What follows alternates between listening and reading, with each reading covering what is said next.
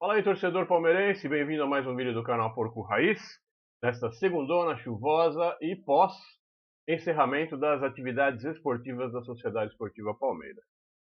Vou pedir para você se inscrever, curtir, compartilhar, dar essa moral pro Porco Raiz. Se você não é inscrito aqui no nosso canal, se inscreve aí, dá essa força, não te custa nada. Nós estamos voltando aí de um recesso, né, em função de uma formação acadêmica que eu tive que fazer, né, em prol da minha capacitação profissional. Então, eu me afastei por um período, estou retornando agora, espero que com força total. Então, eu peço para você curtir, compartilhar, se inscrever no canal Porco Raiz. Vamos falar de Verdão? Sem mais delongas, tá legal? Deixa eu ver o que a gente pode falar aqui. Vamos começar falando, acho que o mais interessante é a gente começar falando sobre esse cara aqui, o Dudu, que se despede de maneira bastante complicada, né, da Sociedade Esportiva Palmeiras. A matéria já diz, Dudu se reúne hoje segunda, com a diretoria para deixar o Palmeiras, atacante irá para o Cruzeiro. Já está praticamente acertado nos bastidores. Agora é só questão de ajustes finos, né, com a diretoria do Palmeiras, com a presidente do Palmeiras. Não sei se é a dona Leila Pereira que vai recebê-lo para essa reunião ou ela vai delegar isso para um terceiro lá dentro da Sociedade Esportiva Palmeiras. De qualquer maneira, eu acho que a despedida do Dudu foi uma despedida bastante complicada no sentido de homenagear um atleta que foi um marco, que foi um ícone, né, da nossa remodelação, da nossa reinserção no mercado de futebol a nível de protagonismo lá em 2014, 2015. Dudu foi muito importante para essa mudança naquela Copa do Brasil de 2015. Foi um cara que marcou muito, que se entregou muito. Alguns momentos ele se escondeu, sim, sumiu. Teve a contusão, teve a decisão equivocada dele em ir para o Cruzeiro, mas a gente não sabe ao certo o que acontece nos bastidores do Palmeiras, dentro das alamedas, né? Nas áreas escuras lá de dentro que a gente não consegue enxergar. Dizem que o Dudu não tinha mais clima dentro do vestiário, disse que o Dudu estava chateado, não com os colegas de vestiário, mas com a forma como ele estava sendo tratado dentro da instituição. Assim como acontece com ex-jogadores que são ícones, né? Assim como o Ademir da Guia, que também teve uma ocasião aí, até o Serdan comentou num post passado que o Ademir da Guia não conseguiu entrar no estádio para ver o jogo. Eu acho que peças como Ademir da Guia, Leão, nossa, tantos nomes aí, né, do passado, Marcão, esses caras, eles tinham que ter, né, uma passagem, uma porta de entrada exclusiva para eles entrarem, simplesmente entrarem. Porque isso dá marketing, isso traz visibilidade, isso traz respeito, né, a esses jogadores. E, infelizmente, essa gestão atual não tem isso. E o Dudu, ele sai, ao meu ver, pela porta dos fundos, lamentavelmente. O que mais eu queria falar é da barca do Palmeiras, né? Não é só o Dudu, são 5 nomes que a gente sabe que efetivamente sairão agora, não farão parte do elenco de 2025 nessa reformulação de elenco. São eles, o senhor Rony, que estava chateado, não desceu para o vestiário. Rony deve sair. Zé Rafael, Vanderlan, Gabriel Menino também deverão deixar o Palmeiras. Tem outros nomes que, ao meu entender, também não deveriam ficar, né? Mas eu não vou falar deles nesse post, nesse vídeo, tá? Eu acho que isso é um assunto que vai render muito, né? Eu acho que muitos jogadores que estão hoje no Palmeiras deveriam ser revistos e outros que estão e não estão, assim como o Rômulo, por exemplo, assim como o Giai, que pouco apareceu, Rômulo que não aparece, é uma contratação que a gente não sabe o que acontece, por que esse jogador não tem chance, né, de mostrar seu futebol, por que se contratou um jogador desse para deixar no banco, ad eterno, né? Parece substituto de goleiro que só entra em ocasiões muito pontuais, né? E não é o caso, um cara que fez um campeonato paulista de excelência, né, o Rômulo. Infelizmente, são coisas que acontecem. Esses são 5 nomes, tá, que a gente já sabe que vão sair. Outra coisa que eu queria comentar é sobre esse cidadão aqui, tá, Anderson Barros, porque teve um desconforto, né, no final do jogo contra o Fluminense, que alguns conselheiros do Palmeiras cobraram a Leila e o Buozzi, que estavam lá no camarote da presidência, né, cobraram mais efetividade, cobraram um pouco mais de eficiência e, assim, no que tange mais à vontade da equipe, né, dos jogadores de futebol. E lá em determinados momentos a Leila e o Buozzi concordaram com esse tipo de cobrança, tanto que ela desceu para o vestiário pós-jogo e disse que deu uma carcada no Anderson Barros, né? Por isso a capa do nosso vídeo, que é uma capa meio meme, né, que a gente coloca lá a rainha de copas, né? e aquela frase, corte-lhe a cabeça. Isso a gente se refere ao próprio Anderson Barros. Mas eu queria dar uma esclarecida para vocês no seguinte. O Anderson Barros, ele é uma figura dentro do Palmeiras, ele não é um diretor de futebol, assim como outros diretores de futebol que são caras de mercado, são caras de contratação. Anderson Barros é um cara quase que burocrático, é um apaziguador, é um cara que gerencia conflitos, ele aparece em momentos mais de, sabe, daquela coisa burocrática mesmo, de ficar atrás da mesinha, e de ir lá e puxar um jogador e conversar com o árbitro. Ele não é um cara de mercado, né? E a gente não tem esse cara de mercado hoje. Sabe por quê? Porque nós não precisamos.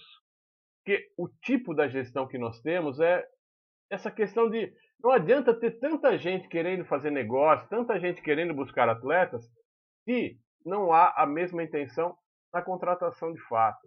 Nós temos um scouting que é maravilhoso, faz um baita trabalho. Nós tivemos acesso a alguns relatórios do scouting mencionando jogadores que foram ofertados para o Palmeiras, que poderiam vir e sequer foram cogitados e que hoje fazem sucesso em outros grandes clubes da Série A. Então, não tem esse papo de que a gente não tem um diretor de futebol efetivo. Mesmo que tivéssemos, a nossa gestão atual não quer contratar. A nossa gestão atual olha para os números e não para o resultado esportivo que esses atletas podem dar, vocês entendem? Então, para que crucificar o Anderson Barros, que é um cara CLT que está ali, né, fazendo outras coisas, fazendo mediação interna, e aí corte-lhe a cabeça? Não sei se é certo isso. Acho que o Anderson Barros ele deveria continuar fazendo esse trabalho dele lá de formiguinha, mediando situações complicadas, né? Enfim, apagando alguns incêndios, não é de mercado, tá? Anderson Barros não é o cara de mercado, mas o que eu queria também falar é sobre essa gestão da Leila, essa gestão quase que monárquica da Leila Pereira, né? Quase que monárquica, uma gestão onde manda quem pode, obedece quem tem juízo, e quem não se enquadrar dentro dos padrões que ela proporciona, né, para o clube ao qual ela é presidente, ela simplesmente vai limar, ela vai gelar, e ela faz de uma maneira que é a pior maneira para as relações humanas, é o desprezo, é o congelamento, é colocar a pessoa dentro da geladeira, como ela fez com o Dudu. Não põe mais foto do Dudu, elimina o cara, gela o cara, entendeu? É muito mais bonito e muito mais elegante chamar a pessoa, colocar os problemas, conversar e falar, olha, o que nós vamos fazer? Vamos encerrar o vínculo, vamos terminar o ciclo. Agora, ficar com essa picuinha, né? Gela aqui, gela ali, preza. Essa é a pior coisa que se faz para você quando você gere pessoas, quando você gere o fator humano dentro das instituições, tá?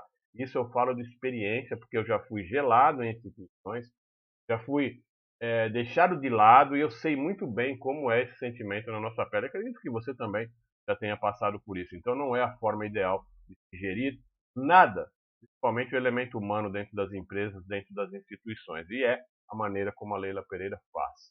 Maneira autocrática, monocrática, né, como se ela fosse a rainha e abaixo dela só existissem os súditos, tá? Mas uma coisa legal que eu queria falar para você com relação a isso é que a Leila passará. Ela tem mais os 3 anos dela e ela vai embora. Ela não vai ficar. E ela indo embora, o próximo presidente que vier, se Deus quiser, vai ser um presidente palmeirense de coração, um cara que sabe o que é o chão de arquibancada, e de repente ele não faça uma homenagem para o Dudu, né? Uma homenagem quase póstuma depois da saída, mas faça as homenagens devidas, que ele deu o real valor para nossos ícones do passado, trazendo de volta, né, o camarote dos grandes nomes, né, como tínhamos e foi tirado do Allianz Parque, o camarote dos vencedores, eu não lembro como era o nome que eles davam lá. Enfim, eu acho que a boa notícia é ela, que a Leila passará e o Palmeiras vai continuar e outros nomes na gestão, de repente, podem fazer algo muito mais interessante esportivamente falando, tá certo? Essa é a esperança que eu tenho nesse momento. Enquanto isso não acontecer, a gente vai levando. O último assunto de hoje para fechar é com relação ao Jorge, né?